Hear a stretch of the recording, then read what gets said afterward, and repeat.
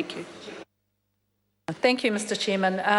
There's nothing that riles up the constituents of Christchurch East more than issues relating to their property, because given over the last 6 or so years, their property has been front and centre of their minds, whether they've been damaged through earthquakes or whether they've been damaged by waiting for a long time to have their home repairs completed. So I'm really pleased to take a call on this bill and to commend the Minister for the way in which she was very inclusive of the Canterbury MPs in ensuring that this bill came to the House, so that at least we can provide some certainty for property owners in the Christchurch East electorate around their boundaries. And it's a very important issue because unlike many of the other areas in Canterbury, perhaps with the exception of Kaiapoi, it suffered the most lateral spread. And the issue of lateral spread is where the land is stretched, and in some cases that means that, as my colleague Dr Megan Woods mentioned, someone's garage or some part of their fence may technically be on another person's property. So in order to ensure that we get these matters resolved around property boundaries, it's really good that we can progress this piece of legislation through the House. The other impact, I guess, really has been, that's been significant in the Christchurch East area, is with respect to liquefaction, where great amounts of liquefaction actually came to the surface, which could result in land levels actually dropping. So one of the aspects of this particular piece of legislation is not just taking into consideration the lateral spread, but also the fact that heights of land has actually changed as well. And other than with regards to landslip and rockfall, the notion of the movement of land vertically has also been taken into account when preparing new boundaries for property owners. And as I say, there's nothing that gets people rolled up more in Christchurch East than issues about their property and the value of that property. So I'm really grateful that we are progressing this particular piece of legislation through the House.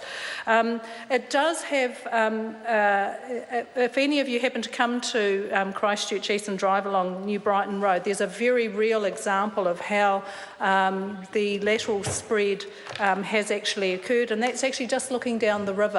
If you drive along New Brighton Road between the All Saints Church and the mall at the Palms, you actually are literally driving below the level of the river because it's dropped that much. It's a very real representation of the issue that this piece of legislation is seeking to address.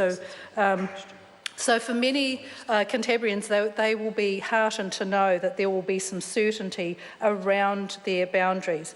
The clause 4 puts into practice what will be the end date for this particular piece of legislation. And with the Valentine's Day quake, it was a very real reminder that the earth hasn't stopped moving in Canterbury. That was quite a significant quake.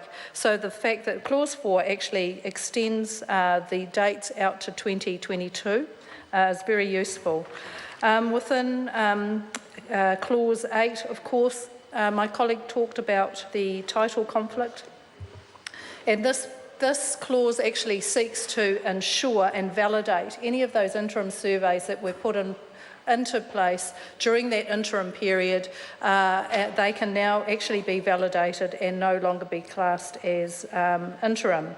There were a limited number of submitters, and of course the Christchurch City Council would be a key submitter on this particular piece of legislation, if only for around the calculation of rates. But the Christchurch City Council has been actively engaged with local residents with regards to their property when it comes to a whole lot of other earthquake issues with regards to increased flooding vulnerability and increased vulnerability to liquefaction as well.